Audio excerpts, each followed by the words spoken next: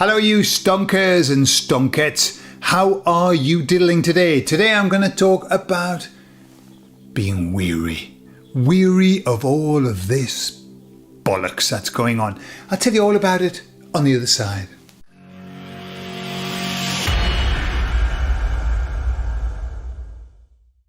So the other day, I was just going about my business as one has the custom.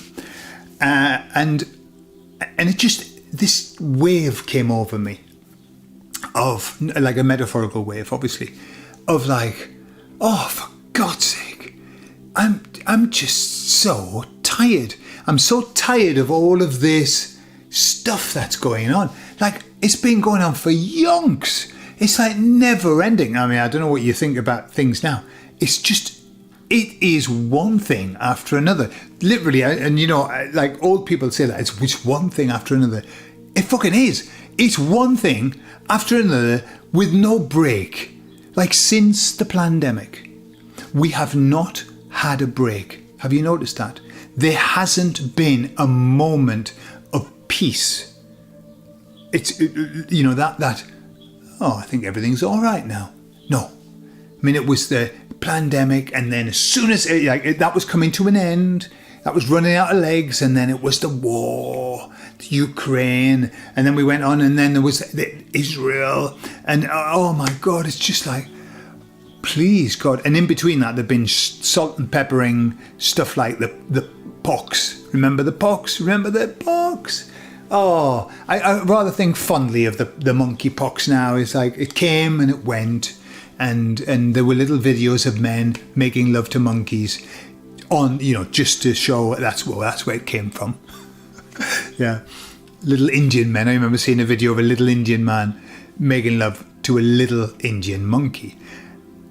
Really, why that video came to me, I don't know. It was on a short. I didn't ask for it. I didn't want to see that. And I mention it not because I thought it was good. And I've tried to sort of make it sound a lot better than it was. You know, a little Indian man making love to a little Indian monkey. You know, it sounds palatable, doesn't it? It sounds toward acceptable. It wasn't. It wasn't acceptable. It wasn't acceptable that was given to me. And I don't think it was on YouTube, but I think it might have been on another platform like X or something like that. I thought, why? Who would want to see that? Who would want to share that?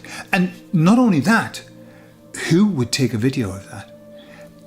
And the man that was doing it, was he okay with the video being taken of him doing that? I mean, you know, it's just there's so many questions and so few answers. Anyway, so I was feeling really, really like, oh, I just need a break from all of this. Just please a break. Do you feel like that? Just please a break. Anyway, so I picked up my phone, talking about let's have a break, went straight into Telegram and looked at the Yorkshire lass. I must say, a thumbs up to the Yorkshire lass. She does a lot of good work. And I know she's been working pretty much since the pandemic. I don't know whether she was doing stuff beforehand, but pretty much since the pandemic. So, or maybe more. And she put a post going, my God, I am so tired. I feel so weary. It's like I can't, you know, all of this trying to keep people upbeat and thinking positively. And oh my God, I'm worn out and everything. I need a break. And I thought, well, obviously there's just something in the air.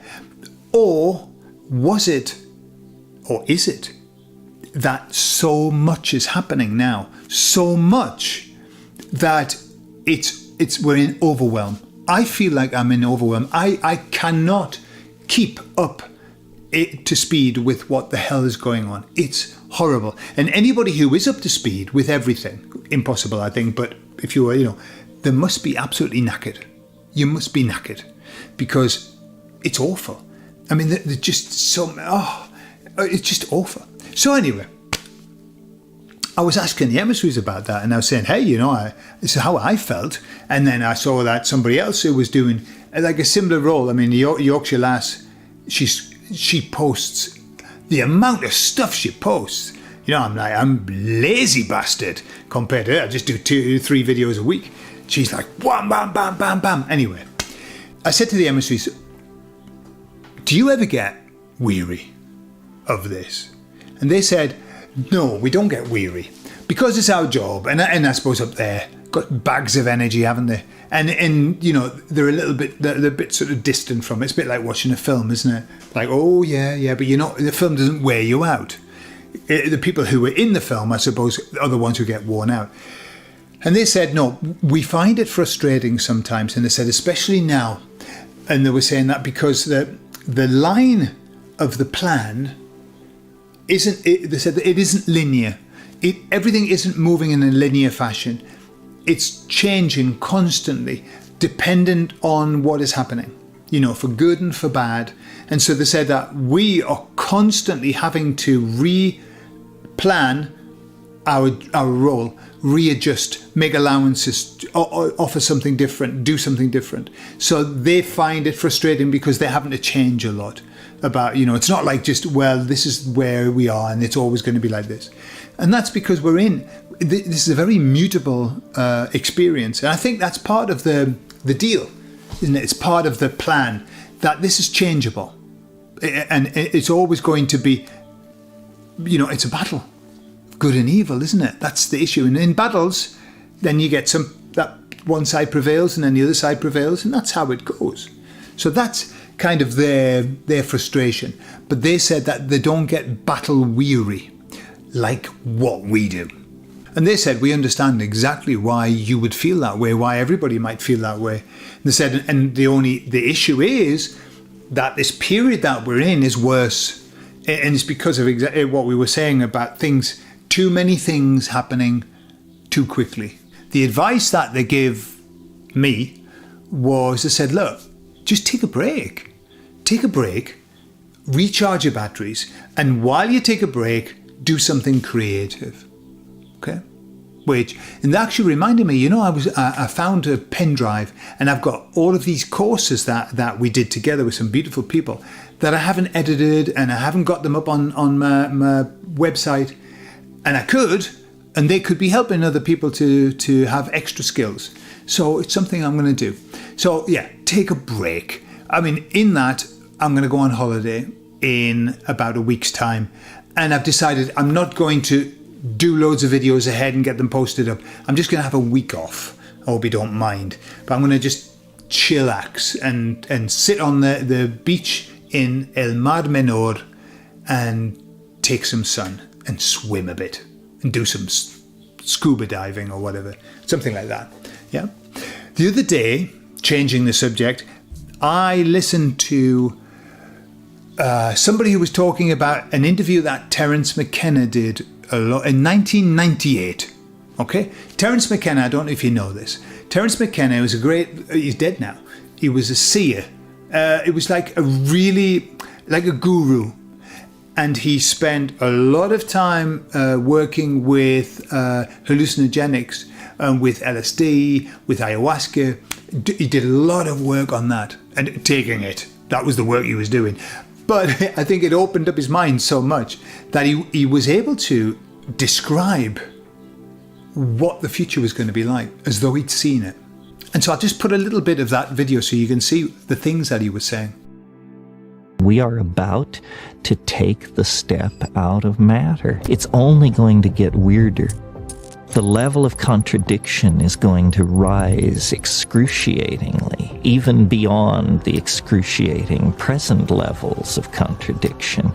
I think it's just going to get weirder and weirder and weirder, and finally it's going to be so weird that people are going to have to talk about how weird it is. Eventually people are going to say, what the hell is going on? It's just too nuts. It's not enough to say it's nuts. You have to explain why it's so nuts.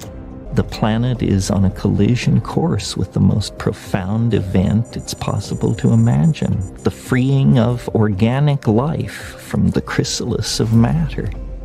For 1 billion years there's been life on this planet, but never life that could step outside of matter. But this is obviously what's in the cards. Processes are now in play which so totally rewrite the script that no one can imagine.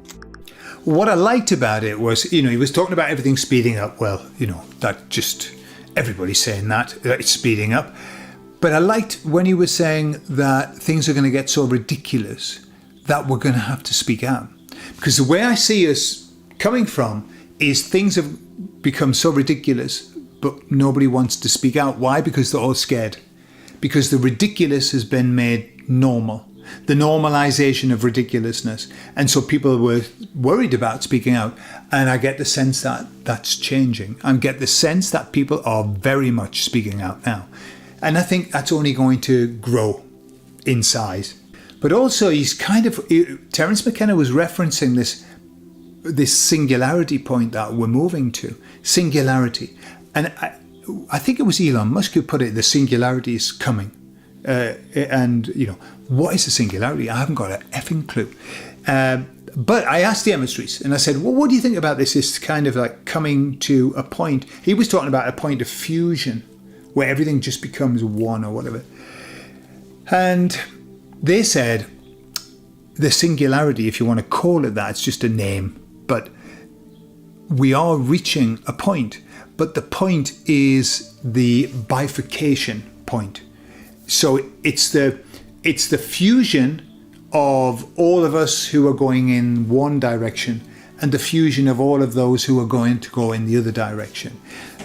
The sense I get, and what this is, that the timeline that we're on now is the one that the sleeping people are going to stay on. That's it. And we are going to shoot off. We're going to take a slip road, which is what we call in the UK a slip road, coming off the road to a new timeline, which ties up lovely with lovely, really nicely with the story in Revelation of the sheep and the goats. And we talked about that we would rather be goats. I would rather be a goat than a sheep. And I think, hey, do you know what? It occurred to me, maybe that story's been turned on its head so that we are supposed to think that we are sheep and that goats are bad, when in fact it's the other way around. That sheep, they're the ones that we don't want to be. Don't be a sheep. People eat sheep, but be a goat, because people eat them, but they're fast and they can jump up trees and cliffs, and then it would be very difficult to catch a goat. It's easier to catch a sheep, although they can be dangerous. I've seen sheep kill people. But in Revelation, getting back to my point, Jesus comes and he takes away all of the goodies. Yeah, where's he take them? To the new timeline. That's what my thinking is. Takes them to the new timeline. And the other ones go off to Gehenna, hell. Now, pardon me for being a little bit sort of abrupt, but I think this is hell, truly. And I've heard people say, well, we're living in hell. And I should think, I don't think so. No, I think hell would be a bit worse than that. But I think now it's become hell. What's going on for me is a hellscape. It's a hellscape. It's horrific. So yeah, no wonder we've got to get the fuck out of Dodge. And whoever Jesus is in that story, and I mean, what that means, we're going to be taken off. So that's what Terence McKenna was saying. The emissaries were saying that people who do that kind of work can get in touch with, they can begin to see the plan and see, connect with the plan. And I think maybe that's what Terence was doing, perhaps after having taken so many things to open his mind. Who knows? So if you need a break too from this mad, mad world, Stop the World, I Want to Get Off. It was a famous, I think, was it a film? Then the advice is to do something creative. Take a break and be the creator. Become the creator. And that's where you're going to find your peace. And that's where I find my peace. I know that when I'm creating, I am in bliss and peace. Why? Because we're being the true essence of who we are. Isn't that right? I love you all, and I'll speak to you all later. So I'll see you in a week or so. Bye-bye.